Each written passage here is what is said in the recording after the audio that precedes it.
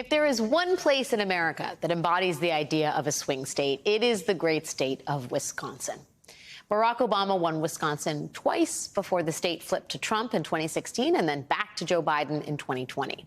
Over the past 13 years, Wisconsin elected and then re-elected Republican Governor Scott Walker.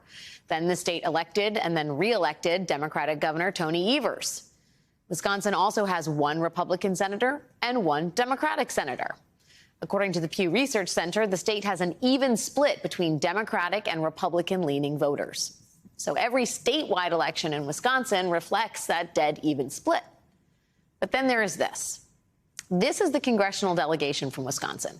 Republicans outnumber Democrats 3-1.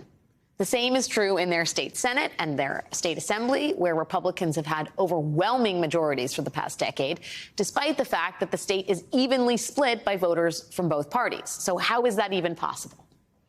It is possible because Wisconsin Republicans have engaged in some of the most aggressive gerrymandering in the country, building themselves almost permanent majorities. This is the Wisconsin Assembly District 73. It is a district along the state's western border, one that includes the greater metro area for neighboring Duluth, Minnesota. The map on the left shows what that district used to look like. The map on the right shows what it looks like now, after Republicans stretched the corners of the district to include more rural, conservative areas in order to water down Democratic votes. It is a crystal clear example of the way that Republicans have broken democracy to cement minority rule. But that may all be about to change. Last night, Wisconsin voters turned out in huge numbers to elect Janet Protasiewicz to the Wisconsin Supreme Court, flipping the court's one-vote conservative majority to a one-vote liberal majority for the first time in 15 years. Now, Wisconsin judicial elections are technically nonpartisan, but Protasiewicz ran an unambiguous campaign, and she made it clear that she would likely rule against Wisconsin's heavily gerrymandered electoral maps, and that she would also vote to overturn Wisconsin's Civil War-era abortion ban. That message drove Wisconsin voters to the polls in droves. Protasiewicz beat her conservative opponent, Dan Kelly, by 11 points. She outperformed Biden's victory in 2020 and Governor Evers' victory in 2022, handily.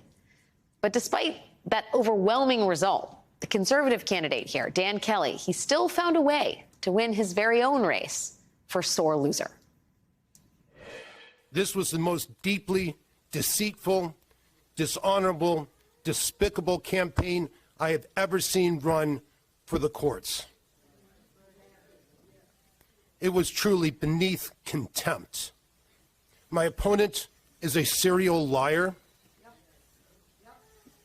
She's disregarded judicial ethics. She's demeaned the judiciary with her behavior. And this is the future that we have to look forward to in Wisconsin. Always be generous in defeat. The Republican Party's hostility towards democracy is on full display here in Wisconsin. But the voters in that state have just taken the first step towards fixing it, and it all starts with ending gerrymandering. If Wisconsin can unwind the structural barriers that Republicans have put in place as far as small d democratic rule, then everything from protecting reproductive freedom to ensuring fair labor laws to enshrining voting rights, all of that is back on the table in Wisconsin. Undoing that gerrymandering could even change who controls the U.S. House by making conservative congressional districts more competitive. And because of this, predictably, Republicans are doing everything they can to try and keep Janet Protasiewicz from taking the seat she rightfully won.